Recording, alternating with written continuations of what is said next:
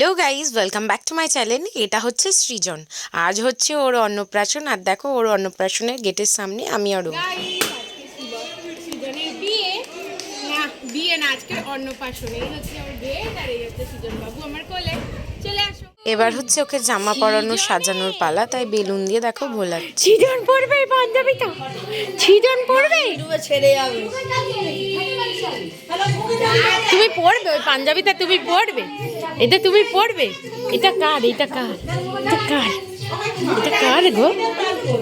এই সুন্দর পাঞ্জাবিটা কার, কার গো, কার গো, কার গো? ও হ্যাঁ, এটা হচ্ছে সৃজনের বিয়ের প্যান্ডেল, দেখে নাও। এবার হচ্ছে ঠাকুরমশাই চলে এসছে, মা ষষ্ঠীর পুজো হবে, আর এখানে ওই জন্য গায়ে হলুদ হচ্ছে। পায়ে আলতা পড়ছে, দেখো কি সুন্দর বসে বসে।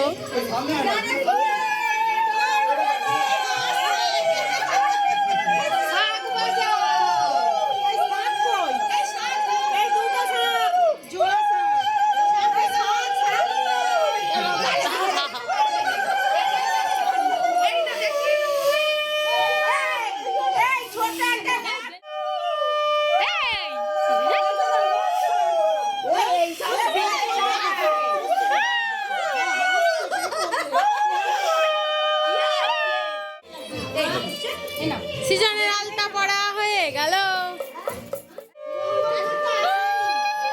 একটুও কান্নাকাটি করছে না, এরকম শান্ত ছেলে তোমরা কোথাও দেখেছো? দেখে থাকলে বলো। সবটাই ঠিক ছিল, যখন চোখে মুখে একটু হলুদ লাগানো হচ্ছিল, মানে মুখেই বেসিক্যালি, তো তখন একটু কেঁদে উঠেছিল।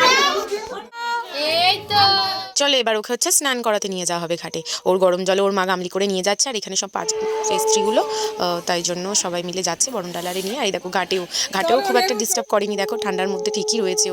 ও খুবই গুড বয় এই দিক থেকে। দেখো দেখো কি সুন্দরভাবে আমাদের সবার সাথে কোঅপারেট করেছে। আর এই তো স্নান করে নিয়েছে দেখো। শুধু যখন যখন একটু ঘুম পাচ্ছিল তখন কাঁদছিল। বরণটাও কিন্তু শেষ পর্যন্ত করতে দিয়েছে। তো সৃজনবাবু স্নানও প্রায় হয়ে গেল। বরণ শেষে ও নতুন জামাটা পরিয়ে দেওয়া হয়েছে ওকে। চেলি কাপড় দেখো খুলে গেছে ওর গা থেকে।